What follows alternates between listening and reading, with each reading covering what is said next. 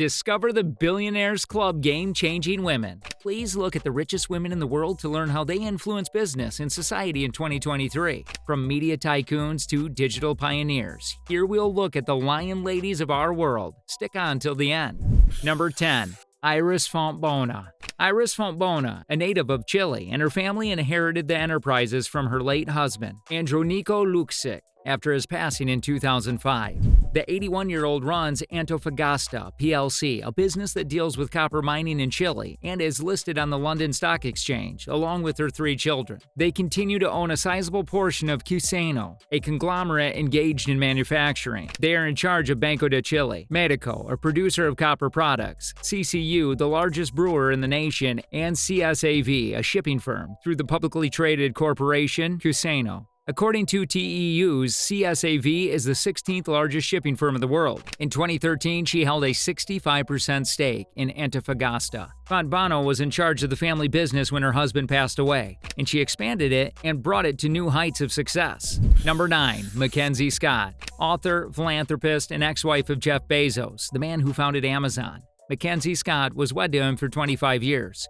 She obtained a 4% ownership stake in the online business during their 2019 divorce. She signed the Giving Pledge in May 2019, shortly after tweeting the details of the divorce, and committed to donating at least half of her money to charity over her lifetime. Scott provides information on the $14.4 billion she had donated to nearly 1,600 nonprofit organizations since 2020. Number 8. Gina Rinehart. While Rinehart may be a little fish compared to the wealthiest persons in the world, she tops the list in her native Australia. The late Hancock Prospecting founder, Lang Hancock's daughter, is the iron ore heiress. The 69-year-old mining magnate revamped the business and invested in rare earth elements and gas. Hancock Prospecting, the business her father founded, was given to Rinehart upon his passing in 1992. The business has grown its mining activities under her direction, making it one of the biggest iron ore producers in the world. With a net worth of more than $20 billion as of now, Rinehart ranks among the richest people in both Australia and the entire world. In addition to being well recognized for her support of free market principles, she has also been at the center of several issues, including arguments with her children on the direction of the family trust. Number 7. Susanne Klatten. With a U.S. $27.4 billion valuation, BMW billionaire heiress Susanne Klatten stands out on the list. The 60-year-old currently has shares in numerous companies, is the sole owner and deputy chair of the chemicals company Altana, and owns 19% of the German automaker. West Germany's Bad Homburg is where Klatten was born. She worked for the advertising firm Young & Rubicam in Frankfurt from 1981 to 1983 after earning a degree in business finance. After that, she took a marketing and management course at the University of Buckingham and earned an MBA in advertising from the IMD Business School in Lausanne. Number 6. Rafaela Aponte. The largest shipping line in the world, MSC, is owned by Gianluigi and Rafaela Aponte, who hold 50% of the company. In the 1960s, Gianluigi was a ship captain when Rafaela first met him on a trip to the Italian island of Capri. They jointly started the shipping business when they borrowed $200,000 to buy a ship in 1970. Additionally, MSC engages in port operations, inland logistics, and vacation cruises. Gianluigi is an executive chairman of MSC, while their son Diego is in charge of running the company. Rafaela is in charge of designing the ships for MSC cruises. After first meeting in Capri, Rafaela Aponte and her husband Gianluigi began working in the shipping sector together in 1970. They currently hold a 50% share in MSC, the largest shipping company in the world. The 78-year-old Swiss billionaire assists with MSC's cruises ship decorations, while her husband is MSC's executive chairman. Number 5. Miriam Adelson. She trained as a doctor and eventually became the emergency room chief internist at Tel Aviv Rokoch Hospital. She enrolled at Rockefeller University in 1986 as an associate physician focusing on drug addiction after divorcing her first husband. She owns more than half of the gaming empire, with casinos in Singapore listed on the New York Stock Exchange. Miriam and Sheldon Adelson contributed to $180 million to Republican campaigns and PACs in 2020 as major GOP donors. She was born in Israel and trained as a doctor with the emphasis on addiction. Las Vegas Sands sold the Venetian Resort and the Sands Expo and Convention Center, 2 properties on the Las Vegas Strip, to Apollo Global and VICI Properties in February 2022 for $6.25 billion.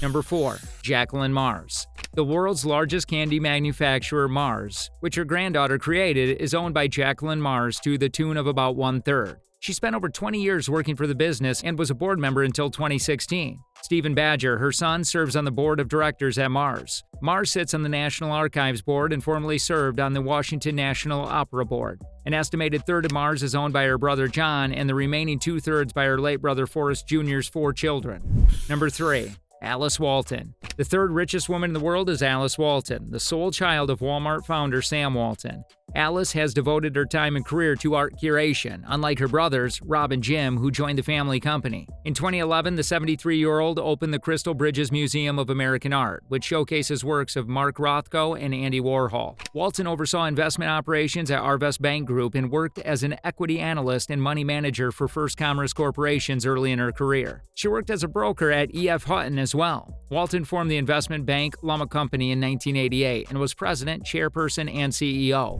Walton played a significant part in creating the Northwest Arkansas Regional Airport, which opened in 1998, and was the first person to serve as head of the Northwest Arkansas Council. At the time, the Northwest Arkansas Council's business and community leaders saw a need for their state's $109 million regional airport. Walton gave initial construction money for $15 million, and Lama Company guaranteed a $79.5 million bond. The Northwest Arkansas Regional Airport Authority gave the Alice L. Walton Terminal Building that name in recognition of Walton's contributions to the development of the airport. In 2001, she was admitted to the Arkansas Aviation Hall of Fame.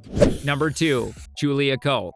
Julia Koch and her family received a U.S. $60 billion fortune and a sizable property portfolio upon the passing of Julia Koch's husband, the wealthy entrepreneur David Koch, in 2019. The 61-year-old American was given a 42% interest in Koch Industry, a global conglomerate. Koch, an Iowa native, relocated to New York City in the 1980s and worked as Adolfo's assistant. She collaborated with several of his well-known customers, including Nancy Reagan, the First Lady. In 1991, Julia and David went on a blind date. 6 months later, they crossed paths again, started dating, and got hitched in 1996. She gave $10 million to Stanford Children's Hospital and $10 million to Mount Sinai Medical Center in memory of her late spouse to fund research on food allergies. Number 1. Françoise Bettencourt Meyers. With a net worth of $58.6 billion and an inheritance from her mother of 1/3 of L'Oreal, Françoise Bettencourt Meyers has held the title of the richest woman in the world since 2017. Bettencourt Meyers' connection with her mother was tumultuous. Despite being born into a world of affluence, Vanity Fair said that Bettencourt Meyers preferred writing and piano playing over glamorous parties. The richest woman in the world is Françoise Bettencourt Meyers, a granddaughter of L'Oreal founder. She is the head of the family holding firm and has been a member of the L'Oreal board since 1997. In addition, Bettencourt Meyers leads her family's charitable foundation, which promotes advancement in the arts and science in France. L'Oreal and the Bettencourt Meyers family have agreed to contribute $226 million towards Notre Dame's cathedral restoration after the April 2019 fire.